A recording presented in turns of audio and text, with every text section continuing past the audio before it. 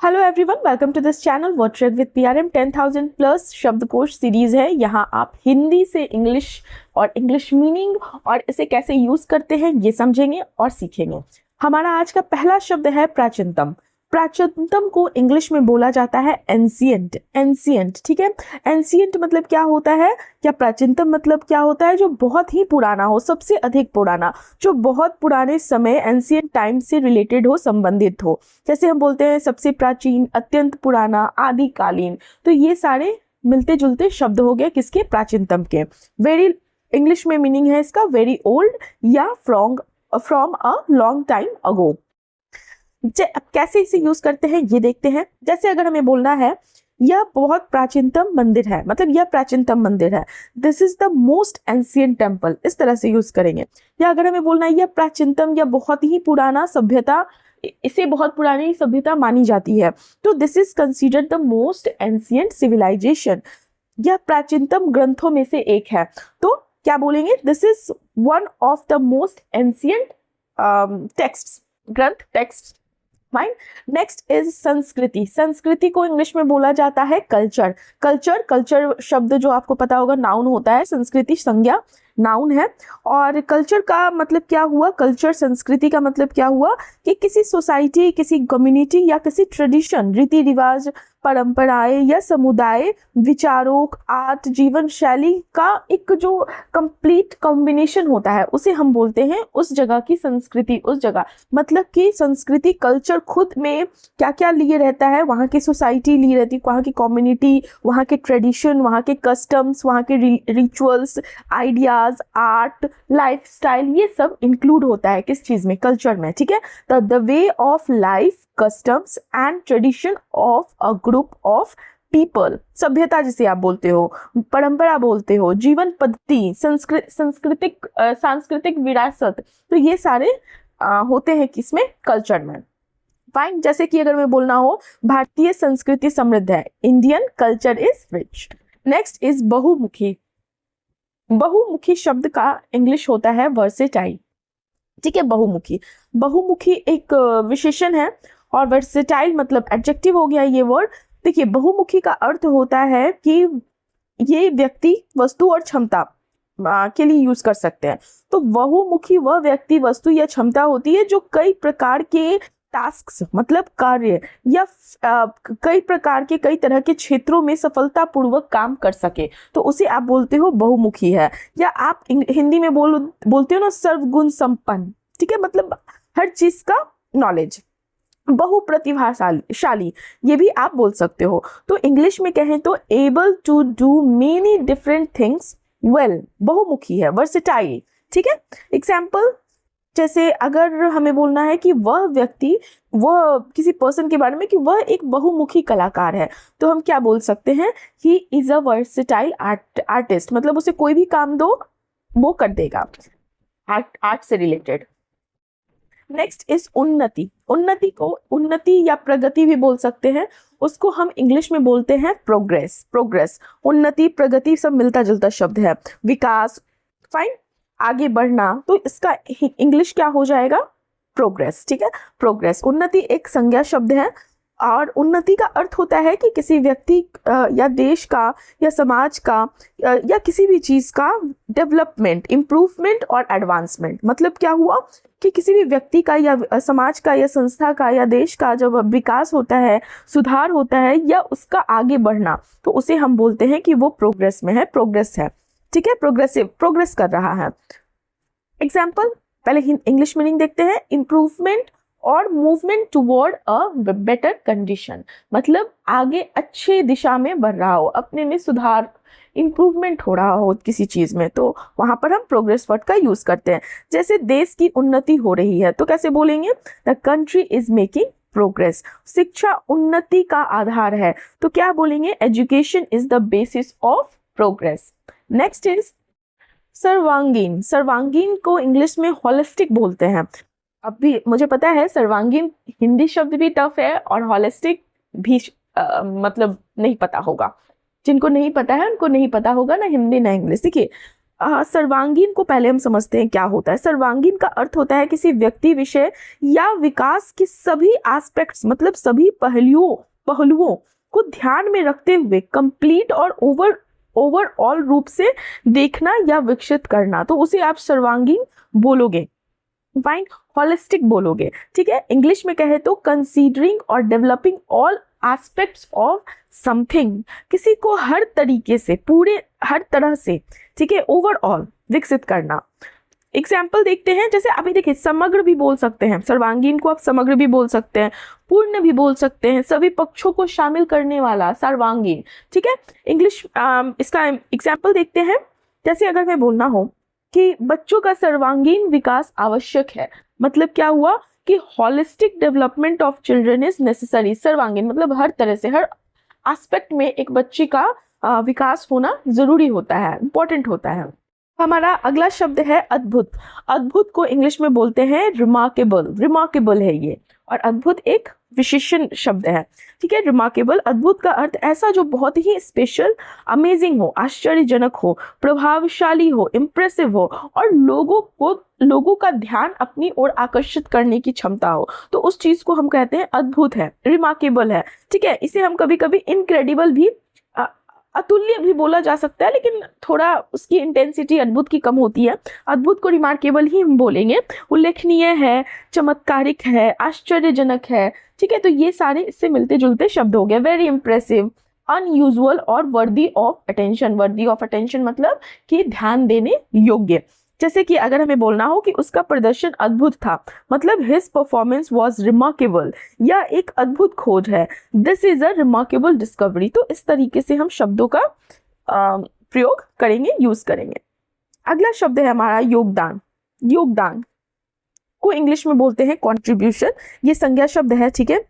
योगदान का अर्थ होता है कि किसी काम, किसी परियोजना, प्रोजेक्ट, किसी भी तरीके से सोसाइटी या किसी पर्पस के लिए उद्देश्य की सफलता में अपना सपोर्ट देना, अपना समय देना, अपना नॉलेज देना, धन या प्रयास, किसी भी तरीके से। तो उस चीज़ को, अगर आप उस चीज़ को देते हो अपना उद्देश्य की सफलता के लिए, उसको पूरा करने के लिए अपना अगर आप सपोर्ट देते हो किसी भी तरीके से, चाहे वो नॉलेज के थ्रू हो, चाहे वो टाइम के थ्रू हो, मनी के थ्रू हो, एफर्ट के थ्रू हो, तो आपका वो योगदान हो जाता है, आपका वो कंट्रीब्यूशन होता है। तो something that a person gives to help achieve a result, तो उसे हम क्या बोलेंगे, कंट्रीब्यूशन। जैसे कि अगर हमें बोलना हो कि उसके योगदान से परियोजना, परियोजना मतलब प्रोजेक्ट होता है, इंग्लिश में प्रोजेक्ट बोलते हैं परियोजना को, तो उसकी योगदान से परियोजना सफल हुई, तो कैसे बोलेंगे इसे, his contribution made the project successful. Fine. विज्ञान में उनका योगदान महत्वपूर्ण है, तो कैसे बोलेंगे, their contribution to science is important. तो इस तरह से हम यूज करेंगे।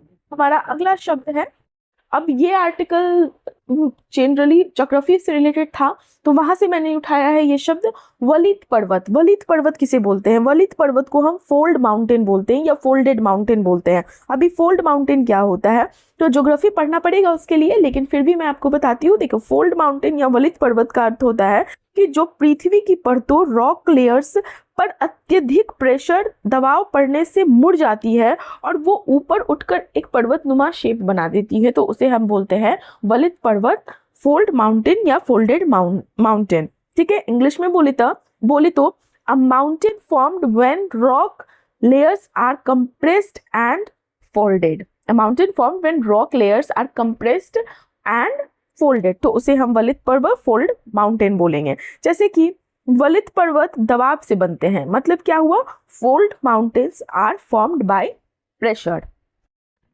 Our next word is संकड़ा। संकड़ा बोलते हैं उसको, संकड़ा, ठीक है। शकड़ा भी बोल सकते हो कि सकड़ा है या रास्ता संकड़ा है, मतलब कि सही शब्द जो हिंदी का होता है वो संकरा होता है और इसका इंग्लिश होता है नैरो, जैसे कहते हैं नैरो वेज, ठीक है। मतलब कि सकरा है जिसकी विड्थ, जो चौड़ाई होती है, कम हो, तो जिसमें जैसे अगर किसी चीज की, जैसे एक रास्ते को ही ले लो, तो उसकी रास्ते की अगर चौड़ाई कम है, जिससे गुजरना थोड़ा डिफिकल्ट हो जाए या गुजरने या फैलने के लिए जगह कम हो, तो उस चीज को हम संकरा बोलेंगे। हैविंग अ स्मॉल विड्थ और नॉट वाइड भी बोलते हैं, ठीक है। तो उसे हम नैरो बोलेंगे, मतलब कि जिसका कोई भी चीज जिसका विड्थ कम हो। जैसे यह संकरा रास्ता है तो क्या बोलेंगे, this is a narrow road. हम संकरी गली से गुजरे, we pass through a narrow lane. देखो गली को इंग्लिश में लेन बोलते हैं और रास्ते को इंग्लिश में रोड ही बोलते हैं, ठीक है। तो ध्यान रखिएगा, छोटे छोटे वर्ड से छोटे छोटे शब्दों की इंग्लिश सीखिएगा, पता रहेगा, तभी आपकी कम्युनिकेशन अच्छी हो पाती है। अच्छी कम्युनिकेशन स्किल के लिए ध्यान रखिएगा, सिर्फ इंग्लिश का योगदान नहीं होता है, हिंदी का भी योगदान होता है। कम्युनिकेशन स्किल मतलब क्या होता है कि आप अच्छे से कम्युनिकेट कर पाए। हिंदी इंग्लिश दोनों का सेम योगदान है। अगर आपको अपनी इंग्लिश अच्छी करनी है तो अपनी कम्युनिकेशन अच्छी करनी है तो, ठीक है। तो हमारा अगला शब्द है शीर्षवत। शीर्षवत का इंग्लिश होता है पीक लाइक या पॉइंटेड, ठीक है, जो पॉइंटेड हो। जनरली ये पहाड़ों की बात कर रहे हैं अगर हम, तो पहाड़ जैसे जो पॉइंटेड होती है ना, तो उसको बोलते हैं शीर्षवत पर्वत, ठीक है। तो पीक जिसे आप बोलते हो, पीक फाइन एडजेक्टिव है, ठीक है, समझ में आ रहा है कि किसी चीज की विशेषता बता रहा है। तो शीर्षवत का अर्थ है पीक या चोटी में समान दिखाई देने वाला, अर्थात जिसका ऊपरी भाग जो होता है वो नुकीला या चोटी जैसा होता है, तो उसे आप शीर्षवत बोलते हो, या आप बोल सकते हो चोटी जैसा दिखने वाला। Having the shape of a peak और पॉइंटेड टॉप, एक तरह से समझिए जो पहाड़ नहीं होती है पॉइंटेड ऊपर की, तो उसी को हम बोलते हैं शीर्षवत। फाइन। हमारा जैसे अगला शब्द है निकटतम। निकटतम को इंग्लिश में बोला जाता है नियरेस्ट। निकटतम है, सबसे निकट, ठीक है, सबसे पास, सबसे क्लोजेस्ट या सबसे कम दूरी पर स्थित होना को हम निकटतम बोलते हैं, इंग्लिश में नियरेस्ट बोलते हैं। क्लोजेस्ट इन डिस्टेंस और पोजीशन। एग्जाम्पल, जैसे मान लो अगर मैं बोल रहा हूँ कि विद्यालय जो है, स्कूल जो है मेरे घर से निकटतम है, मतलब the school is nearest to my house. अगर हमें बोलना हो कि यह निकटतम रेलवे स्टेशन है, तो this is the nearest railway station. Fine. अच्छा, निकटतम हो गया नियरेस्ट, ठीक है, ये हो गया सबसे पास। अब होता है एक नियर मतलब निकट, पास में, ठीक है। तो नियर से नियरेस्ट बना है, नियरेस्ट मतलब सबसे पास हो गया, नियर मतलब निकट हो गया, पास हो गया। नियर बाय भी एक इंग्लिश वर्ड होता है, नियर बाय मतलब पास का, आसपास का, नियर बाय आसपास का, ठीक है। तो इस तरह से आप शब्दों के अंतर को थोड़ा ध्यान दीजिएगा तो समझ में आएगा। इससे क्या होगा कि आपकी जो पढ़ने और समझने की क्षमता है वो अच्छे से डेवलप होगी, विकसित होगी। हमारा अगला शब्द है संपर्क। संपर्क को इंग्लिश में कांटेक्ट बोलते हैं, ठीक है। संपर्क, कांटेक्ट मतलब क्या हुआ कि किसी व्यक्ति या संस्था, ऑर्गेनाइजेशन या कोई समूह से जुड़ना। कांटेक्ट, संवाद, कम्युनिकेशन या संबंध, कनेक्शन स्थापित करना, कांटेक्ट, ठीक है। अभी देखो फिजिकल कांटेक्ट भी होता है। फिजिकल कांटेक्ट जब आप टच करते हो, ठीक है, तो उसको फिजिकल कांटेक्ट। यहाँ पे हम बात कर रहे हैं कांटेक्ट की, संपर्क की। तो यहाँ पर हम जनरली किस चीज पे फोकस कर रहे हैं कि किसी चीज से जुड़ाव, कम्युनिकेशन, संबंध, कनेक्शन, इस चीज पे फोकस कर रहे हैं, ठीक है। कम्युनिकेशन और कनेक्शन विथ अ पर्सन और ग्रुप, संबंध हो गया, जुड़ाव हो गया, संवाद हो गया। तो ये सारे इससे मिलते जुलते शब्द हो गए। जैसे कि अगर हमें बोलना हो कि मैंने उससे संपर्क किया, ठीक है, मैंने उससे संपर्क किया, तो हम कैसे बोलेंगे, आई कॉन्टेक्टेड हिम या आई कॉन्टेक्टेड हर। आप कार्यालय, आप ऑफिस से संपर्क करें। अगर हमें कभी बोलते ना कि आपको ये काम है तो आप ऑफिस से संपर्क करें, मतलब कॉन्टेक्ट द ऑफिस। अगला शब्द है हमारा आदान प्रदान। आदान प्रदान को इंग्लिश में क्या बोलते हैं, एक्सचेंज। आदान प्रदान क्या होता है, आदान प्रदान एक संज्ञा शब्द है और इसका अर्थ होता है दो या दो से अधिक व्यक्ति या किसी भी दो चीजों के बीच में, दो समूह हो सकता है, दो व्यक्ति हो सकता है, दो देश हो सकता है, तो उनके बीच में आइडियाज का, किसी तरह की वस्तु का, गुड्स का, सर्विसेज का, इंफॉर्मेशन का, फीलिंग का, एक दूसरे को लेना देना, देना भी और लेना भी, तो उस चीज को हम क्या कहते हैं, आदान प्रदान इन हिंदी और एक्सचेंज इन इंग्लिश। तो the act of giving and receiving something between people और ग्रुप, तो उसे हम आदान प्रदान बोलेंगे, एक्सचेंज बोलेंगे। जैसे कि अगर हमें यूज करना हो कि छात्रों ने विचारों का आदान प्रदान किया, तो मतलब क्या हो गया, यहाँ पे आदान प्रदान किस चीज का हो रहा है, आइडियाज का। तो द स्टूडेंट्स एक्सचेंज्ड आइडियाज, मतलब सिर्फ लिया नहीं, दिया भी, एक तरफ से लिया और दूसरी तरफ से दिया भी। तो उसे हम आदान प्रदान एक्सचेंज बोलेंगे। नेक्स्ट इज प्रणाली। प्रणाली जो शब्द है उसका, प्रणाली शब्द खुद में संज्ञा होता है, इसका जो पार्ट्स ऑफ स्पीच होता है, और इसका इंग्लिश होता है सिस्टम। तो सिस्टम, सिस्टम क्या मतलब हुआ कि किसी कार्य, किसी प्रक्रिया को चलाने के लिए बनाए गए जो रूल्स होते हैं, मेथड्स होते हैं, तरीके होते हैं, उन और भाग, पार्ट्स को व्यवस्थित, जो एक तरीका होता है ना उस चीज को चलाने का, उसे हम सिस्टम, इसका सिस्टम है, इसकी व्यवस्थित समूह जिसे आप बोलते हो, तो उसे क्या बोलते हो, प्रणाली। ठीक है, व्यवस्था जिसको आप बोलते हो, या आप बोलते हो कार्य पद्धति, वर्किंग सिस्टम, है ना, बोलते हो ना वर्किंग मेथड। प्रणाली, प्रणाली का तो इंग्लिश आपको बताया मैंने, सिस्टम। ठीक है, इंग्लिश में बोले तो a set of connected parts working together for a purpose, किसी पर्पस के लिए। जैसे अगर हमें एग्जाम्पल समझना हो, एग्जाम्पल के थ्रू, तो कैसे बोलेंगे, शिक्षा प्रणाली में सुधार हुआ। तो शिक्षा और प्रणाली, तो यहाँ पे क्या हुआ, एजुकेशन सिस्टम। इंग्लिश में सुनते हैं ना आप, एजुकेशन सिस्टम, तो यहाँ पे हिंदी में क्या हो गया, शिक्षा प्रणाली। राइट, तो the education system has improved, सुधार हुआ।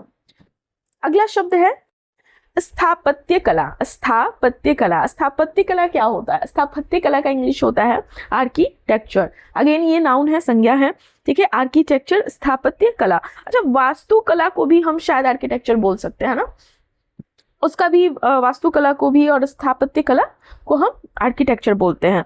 तो स्थापत्य कला भवन जो होती, बिल्डिंग्स, मंदिर जो होती है, पैलेसेस होती हैं, उनकी स्ट्रक्चर, उनके डिज़ाइन, उनका निर्माण, कंस्ट्रक्शन करने का जो विज्ञान होता है, साइंस होती है, आर्ट होती है, उसी चीज़ को हम आर्किटेक्चर बोलते हैं, स्थापत्य कला। ठीक है, the art and science of designing buildings and structure is called architecture. भवन निर्माण कला भी हम उसको बोलते हैं। ठीक है, या वास्तुकला भी बोलते हैं, निर्माण शैली भी बोल सकते हैं। ये सारे मिलते जुलते शब्द हो गए किसके, स्थापत्य कला के।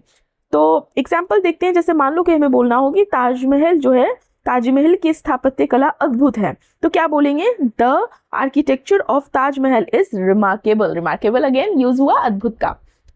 इस तरह से आप जब हिंदी के शब्द यूज कीजिएगा, कोशिश कीजिएगा कि उसके ज्यादा से ज्यादा इंग्लिश वर्ड फिट करें, जिससे याद होगा। हाँ, अगला शब्द है हमारा गुंबद। गुंबद, गुंबद को इंग्लिश में बोला जाता है डोम। आपने सुना होगा DOME, डोम। ये संज्ञा है। गुंबद क्या होता है, गुंबद होता है किसी बिल्डिंग में आपने देखा होगा, मंदिर, खासकर मस्जिद में आपने देखा होगा, या कोई भी ऐसा मॉन्यूमेंट जिसका ऊपर का जो शेप होता है वो राउंड होता है। मस्जिद में हमेशा होता है, तो उससे आप समझ पाइएगा, उसे हम गुंबद बोलते हैं। अर्धगोलाकार हेमिस्फेरिकल छत या ऊपरी संरचना होती है जो गुंबद, उसी को हम गोलाकार जो होती है उसी को हम गुंबद बोलते हैं। ठीक है, अ राउंडेड रूफ और structure on top of a building को हम गुंबद बोलेंगे। जैसे मस्जिद का गुंबद बहुत बड़ा है, तो कैसे बोलेंगे, the mosque's dome is very large. अभी देखिए, अभी हमें कहीं भी कुछ भी शब्द यूज करना हो और उसका मीनिंग इंग्लिश पता होगा ना, वैसे अभी हम बोल तो रहे हैं कि देखिए वो जो, अगर हमें बताना हो इंग्लिश में कि उसकी जो वो जो गोल वाली स्ट्रक्चर है, तो उसका शब्द तो पता होगा, तभी तो आप अच्छे से कम्युनिकेट कर पाइएगा। यही मकसद है मेरे चैनल का, कि ज़्यादा से ज़्यादा शब्दों का ज्ञान आपको देना। सिर्फ इंग्लिश हिंदी का खेल नहीं खेलना है यहाँ पर, ज्ञान मतलब शब्द का कॉन्टेक्स्ट के साथ हमें उस चीज को समझना है और उस चीज को किस तरह से हम यूज कर सकते हैं, अपने अपने तरीके से इस चीज को समझते हुए आगे बढ़ना है। तो मेरे चैनल के साथ अगर आप जुड़िएगा तो आपको खुद पता नहीं चलेगा। सिर्फ 10 मिनट हर दिन के देने हैं, आपको खुद नहीं समझ में आएगा कि आपको कितने सारे वर्ड्स ऑटोमेटिक आपको याद हो गए, आपके सबकॉन्शियस माइंड में फिट हो जाएंगे। ठीक है, चलिए हमारा अगला शब्द है उदाहरणार्थ।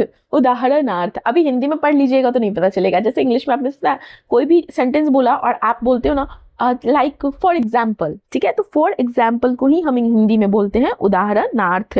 ठीक है, ये एडवर्ब होता है, ये क्रिया विशेषण है ये शब्द। तो उदाहरणार्थ या फॉर एग्जाम्पल मतलब क्या होता है, किसी बात को क्लियर करने के लिए जो एग्जाम्पल दिया जाता है। इसका जनरली यूज किसी फैक्ट या किसी विचार, आइडिया को समझाने के लिए किया जाता है या ओपिनियन को बताने के लिए किया जाता है। जैसे कोई भी बात बोले और आप उनको क्लियर वे में समझाना चाहते हैं उस चीज से रिलेटेड चीजों को, तो आप बोलते हैं ना जैसे फॉर एग्जाम्पल। फाइन, तो ये हुआ इसका इंग्लिश और मीनिंग। इंग्लिश में बोले तो use to introduce an example. जैसे कि अगर हमें बोलना हो कि कई फल हैं उदाहरणार्थ आम, मतलब कई फल हैं, उदाहरणार्थ आम, जैसे कि बहुत सारे फ्रूट है, they are many fruits, for example mango. या कई भाषाएं हैं, उदाहरणार्थ हिंदी, तो कैसे बोलेंगे, there are many languages, just like for example English, या फॉर एग्जाम्पल हिंदी। फाइन।